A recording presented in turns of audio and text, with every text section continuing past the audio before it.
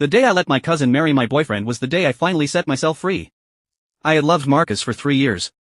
3 years of my life, 3 years of my heart, 3 years of believing that we were meant to be together. He was my first love, my only love, the man I had dreamed of marrying since I was 17 years old. But he had never truly loved me. I found out the truth on a rainy evening, 6 months before the wedding. I had come home early from work, hoping to surprise him with dinner. Instead, I found him in our apartment, wrapped in the arms of my cousin, Elena. They didn't see me at first. They were too lost in each other, their lips locked, their hands intertwined.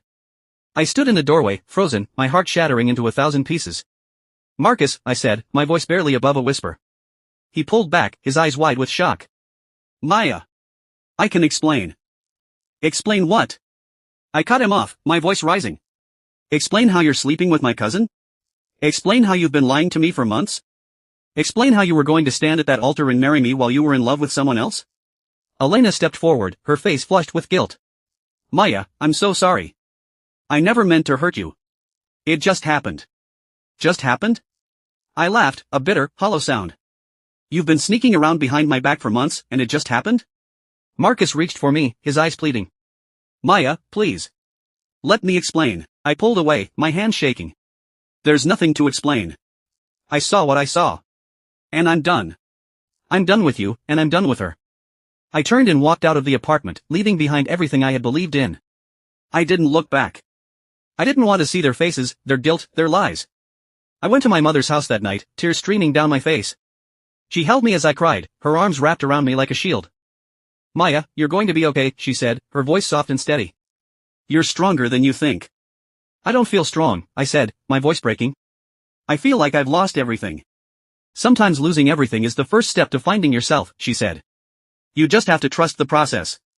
I didn't understand what she meant at the time. But I would learn. I gave Marcus and Elena my blessing to marry. It wasn't because I forgave them. It wasn't because I wanted them to be happy. It was because I was done. Done with the drama, done with the pain, done with the endless cycle of hoping and being disappointed. I told Marcus that I was happy for them, that I wanted them to have the life they deserved. I smiled through the pain, hugged them both, and walked away. And then I packed my bags and left the country. I had always dreamed of studying at Harvard. It had been my dream since I was a child, but I had put it on hold for Marcus. I had told myself that love was more important, that I could always go back to school later. But now, I realized that I had been wrong. Love was important. But so was I. I applied to Harvard and was accepted. I moved to Boston, leaving behind everything I had ever known. It was terrifying and exhilarating, and I threw myself into my studies with a determination I had never known. The first year at Harvard was a crucible, the hardest, most brutally beautiful year of my life. I arrived on campus with a heart still raw from old wounds, carrying a suitcase full of clothes and a soul full of ghosts. The leaves were turning crimson and gold, mirroring the fire I felt burning inside me, a fire of desperation, ambition, and a stubborn refusal to be broken. I was surrounded by a sea of ambitious, brilliant minds. Every lecture hall, every library corral, every dining table buzzed with conversations about quantum physics, post-colonial literature, and biotech startups. It was intimidating, and at first, I felt like an imposter, a small fish in an ocean of sharks. But instead of drowning, I learned to swim. They pushed me, challenged me, and inspired me to reach heights I never thought possible. Late nights in Widener Library became my sanctuary, the scent of old books and the soft glow of desk lamps my companions. I studied with a ferocity that surprised even me, determined to prove that I was more than the sum of my past. But Harvard wasn't just about academics. It was about rebirth. I started writing, not in the sterile, academic prose required for my classes, but in a raw, unfiltered voice that came straight from my gut. I poured my soul into a blog, sharing my story with the world. I wrote about the searing pain of betrayal, the suffocating struggle to find yourself after losing everything you thought you knew, and the fragile, tentative hope that blooms with new beginnings. I wrote about the days I couldn't get out of bed, and the small victories that made life worth living again. To my astonishment, my blog gained a following. Strangers from across the globe reached out, resonating with my words, sharing their own stories of heartbreak and recovery. I wasn't just writing for myself anymore, I was creating a community, a digital lifeline for the wounded. I also started painting. I bought a cheap set of acrylics and a stack of canvases from a campus art sale, and I lost myself in color. I painted the dark, stormy blues of my despair, the angry reds of my resentment, and eventually, the soft, hopeful greens and yellows of new growth. The creative process became my meditation, a way to express the emotions that were too big, too chaotic, to put into words. There was solace in the stroke of the brush, in the way colors bled and blended, creating something beautiful from chaos. And slowly, cautiously, I started dating again. My heart was a fortress, but I began to open the gates, just a crack. I went on awkward coffee dates and nervous dinners.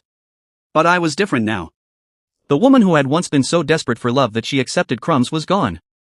I knew my worth. I knew what I deserved: respect, honesty, and a love that didn't ask me to shrink myself. And I wasn't willing to settle for anything less. My second year at Harvard was when I met him. Daniel. He wasn't the kind of man who commanded a room. He was the kind of man who quietly made the room better just by being in it. He was a teaching assistant in my advanced literature seminar, a quiet, thoughtful man with a gentle smile and kind, intelligent eyes. He was nothing like Marcus. Where Marcus was a raging bonfire, Daniel was a steady, comforting hearth fire. He was present, attentive, and genuinely interested in my thoughts and feelings, not as a conquest, but as a person. It started simply. After class one rainy afternoon, we found ourselves walking in the same direction. We ended up at a small, dimly lit cafe, sharing coffee and conversations that stretched into hours. He asked me about my writing, my passions, my dreams. He listened to me, really listened, without interrupting, without checking his phone, without waiting for his turn to speak. I felt seen in a way I hadn't felt in years. It was terrifying and exhilarating all at once. When I finally told him about my past, about Marcus, about the depths of my betrayal and the long road back to myself, I braced for judgment. But it never came. He reached across the table and took my hand, his thumb tracing small circles on my skin. He didn't look at me with pity. He looked at me with reverence. "Your past doesn't scare me," he said softly. "It makes me admire you more. You survived. You rebuilt. You're the strongest person I know." He accepted my scars, not as blemishes, but as proof of my resilience, and he helped me see that I was still worthy of love. The first time he kissed me, it was under a canopy of stars on a rooftop overlooking the Boston skyline. It was a soft, hesitant, yet deeply profound kiss. And in that moment, I felt something I hadn't felt in a long, long time. Hope. Pure, unadulterated hope. Our relationship grew slowly, but it was steady. There were no grand, dramatic gestures, no frantic texts or possessive jealousy. He was patient, understanding, and never made me feel rushed. He became my safe place, my confidant, my partner. We would spend hours in his tiny apartment, cooking together, listening to jazz, and talking until our voices grew hoarse. He taught me to trust again, to believe that love could be gentle, that a man's word could be his bond. We traveled together, exploring cobblestone streets in Prague, eating fresh pasta in a tiny trattoria in Florence, and watching the northern lights dance across the Icelandic sky. With every new city, I felt another layer of my old self peel away, revealing the woman I was always meant to be. We stayed up late in hotel rooms, sharing our deepest dreams and fears, building a future together, one that was filled with love, laughter, and a profound sense of peace. For years after that first terrifying, exhilarating day on campus, I graduated from Harvard with honors. The day I walked across the stage in my cap and gown, with my parents and Daniel cheering from the audience, I felt a surge of pride unlike anything I had ever experienced. It wasn't just pride in my academic achievements, though they were considerable. It was a pride in my entire journey. I had built a career as a writer. My blog had evolved into a published column, and I was writing stories that inspired and empowered others to overcome their own adversities. I had become a voice for the voiceless, a testament to the fact that the human spirit is unbreakable. I had found love, a real, mature, enduring love. A kind and gentle man who saw me for who I truly was, scars and all, and loved me more for them. He wasn't my knight in shining armor, he was my partner, my equal, my best friend. And most importantly, I had learned the most profound lesson of all, that the past didn't define me. It was just a chapter, a part of my story that I had overcome. It shaped me, it taught me, but it did not own me. I had finally closed the book on that part of my life. As I tossed my cap in the air and felt the warm Massachusetts sun on my face, I smiled. I had done it. I had built a life for myself, one that was uniquely, authentically mine. A life built on my own terms, on my own strength. And I had done it without Marcus. Without Elena. Without the weight of the past holding me back. I had done it for myself. And I was finally, completely, and utterly free. It was years later when I received a letter from Marcus. The envelope was worn, the handwriting unmistakable, the same loops and curves I had once traced with my fingers in moments of quiet intimacy. I held it for a long time before opening it, turning it over in my hands as if weighing the past it carried. The postmark was from our old city, the one I had left behind with so much else. Inside, the letter was brief but heavy with regret. He had heard about my success, through mutual friends, he said, about my graduation from Harvard, about the life I had built far away from him. He wanted to congratulate me, but I could feel the real purpose lurking between the lines. He also wanted to tell me that he and Elena had divorced. "I made a mistake," he wrote. His words stumbled across the page, desperate and unpolished. "I realized too late that I never truly loved Elena. I was just confused, scared of commitment. I should have fought for you. I should have never let you go. I think about you every single day, Maya. I wonder what our life would have been like if I had been brave enough to choose you. I read the letter 3 times, not because I was searching for hidden meaning, but because I was waiting for some emotion to surface. I waited for the familiar ache in my chest, the bitter twist of anger, the hollow pull of longing. But nothing came. Just the quiet peace of someone who had finally, truly let go. I folded the letter neatly and placed it in a drawer with other old things I no longer needed. I didn't reply. I didn't need to. He was seeking absolution, seeking to unburden himself, but that was no longer my responsibility. I had moved on, and I wasn't looking back. Years passed. Life swept me forward in currents I had once been too afraid to ride. I built a career, surrounded myself with people who saw my worth, and learned to love myself in ways I never had before. But some threads of the past remain tangled, no matter how far you run. I found myself one autumn morning standing at the gates of the old city, the one I had once called home. I had returned for reasons I couldn't fully articulate. Perhaps to honor my mother, whose grave I hadn't visited in too long. Perhaps to prove to myself that the streets that once held so much pain could no longer hurt me. Or perhaps, deep down, to close a circle I had left half drawn. The city was both familiar and foreign. The cobblestone streets still bore the same uneven patterns, but the shops had changed, the faces were younger, and the air smelled of rain and memory. I walked slowly, letting the sights and sounds wash over me. I passed the library where I used to study for hours, the park bench where I had once sat crying after a fight with Marcus, the little bakery that sold the cinnamon pastries my mother loved. I visited my mother's grave, as I had promised myself I would. The cemetery was quiet, the headstones standing like silent witnesses to so many stories left unfinished. I knelt and placed a bouquet of white lilies, her favorite, on the damp earth. I said a silent thank you for her love, her unwavering belief in me, her sacrifices that I had only fully understood after she was gone. I stayed there for a long time, letting the peace of the place settle into my bones. And then, as if the universe had decided to test my resolve one last time, I saw them. Marcus and Elena, standing outside a small cafe I had once loved. They were leaning against the wrought iron railing, cups of coffee forgotten in their hands. They looked different, older, wearier, their faces etched with lines that spoke of regret and exhaustion rather than joy. Marcus had lost the boyish confidence I remembered, his shoulders were slumped, his eyes hollow. Elena, once so sharp and proud, seemed diminished, her gaze darting nervously as if she were perpetually bracing for the next blow. Marcus saw me first. His eyes widened, and for a moment, I saw a flicker of the man I had once loved. He straightened, almost stumbling as he stepped forward. Maya, he said, his voice breaking on my name like a confession. I've been looking for you. I need to see you. I need to tell you how sorry I am. Elena stood frozen behind him, her face pale. She opened her mouth as if to speak, but no words came. I could have walked away. I could have turned on my heel and left them standing there, suspended in their own guilt.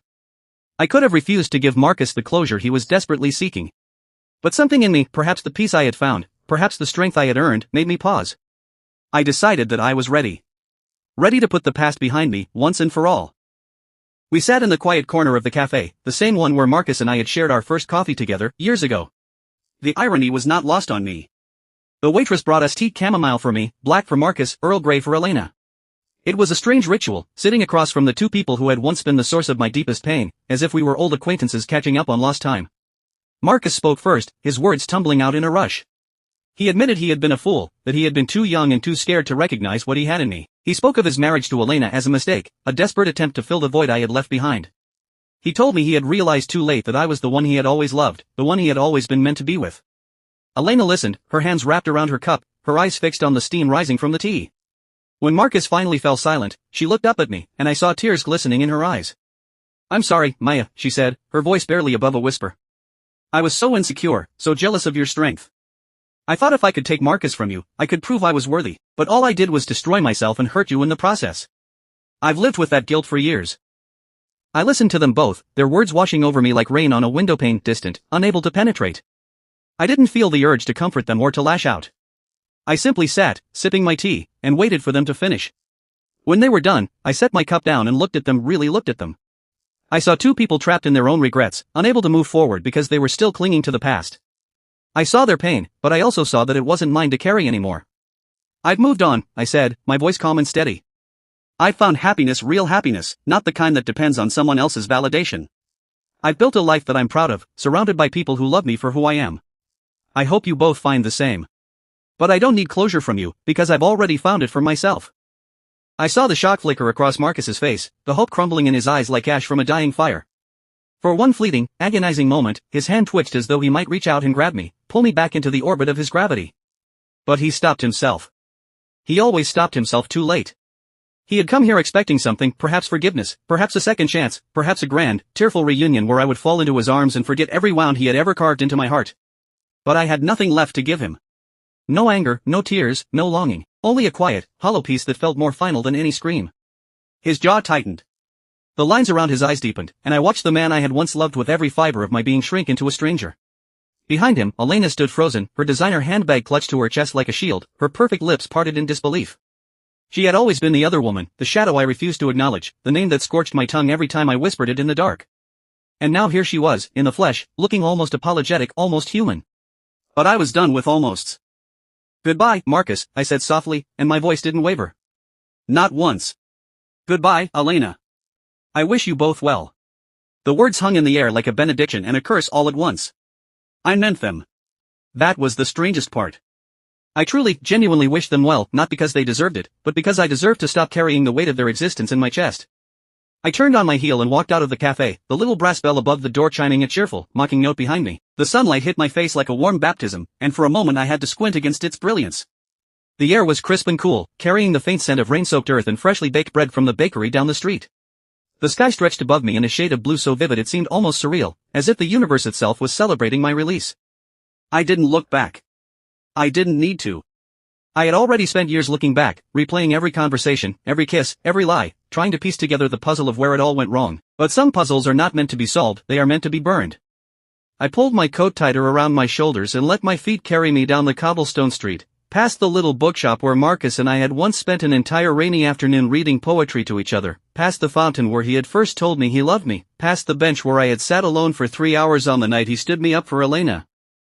The memories tugged at my sleeves like ghostly fingers, but I shook them off with every step. This city had been my prison, its beauty a gilded cage, its history a chain around my ankle. But I had finally found the key. My mother's grave lay in the old cemetery on the hill, and I had visited it that morning before the cafe. I had knelt on the damp grass and pressed my palm to the cold stone, whispering truths I had never dared to speak aloud. "I'm leaving, Mama. I'm letting go. I hope you understand." The wind had rustled the leaves above me, and I chose to believe it was her blessing. She had always wanted more for me than this quiet, suffocating life. She had always seen the fire in me, even when I forgot it was there. And now, as I walked toward the taxi waiting at the corner, its engine purring, its driver scrolling idly through his phone, I felt a lightness in my chest, a freedom I had never known before. It was as if I had been carrying a backpack full of stones for years, and I had finally set it down. My shoulders felt straighter. My breath came easier. My steps were quicker, more certain. The taxi driver looked up as I approached, his withered face breaking into a kind smile. "Airport, miss?" he asked, his accent thick and warm. "Yes," I said, sliding into the back seat. "Airport, and then wherever the next plane takes me." He chuckled and pulled away from the curb, and I watched the old city shrink in the rearview mirror, the spires of the cathedral, the winding alleys, the cafe with its striped awning where two people were probably still staring at each other in stunned silence. They would figure out their own story, or they wouldn't. It no longer mattered to me. I had given up my past to find my future. And I knew, with absolute certainty, that I would never regret it.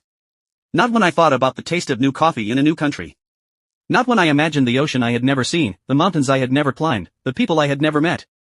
Not when I considered all the versions of myself I had yet to become. The story of Marcus and Elena was no longer mine to write. I had closed that book, pressed the cover shut, and slid it back onto a dusty shelf where it belonged. Let someone else read it. Let someone else cry over its pages. I was done being a character in a tragedy. My story was just beginning. I reached into my bag and pulled out my passport, running my thumb over the blank pages inside. So many places to go. So many names to learn. So many sunrises to chase. I had no itinerary, no plan, no destination beyond the horizon. And for the first time in my adult life, that didn't terrify me. It exhilarated me. The taxi hummed along the winding road out of the city, and I rolled down the window, letting the cool wind whip my hair across my face. The smell of pine and wildflowers filled the air, and I closed my eyes, breathing it in like a prayer. Somewhere ahead of me was a new life, messy, uncertain, beautiful. And I was ready for every single moment of it. I didn't cry. I had shed enough tears for a lifetime. Instead, I smiled, a small, private smile that belonged only to me. And as the old city disappeared completely from view, swallowed by the green hills and the endless sky, I whispered a final goodbye to the girl I used to be. Rest now, I told her. I'll take it from here.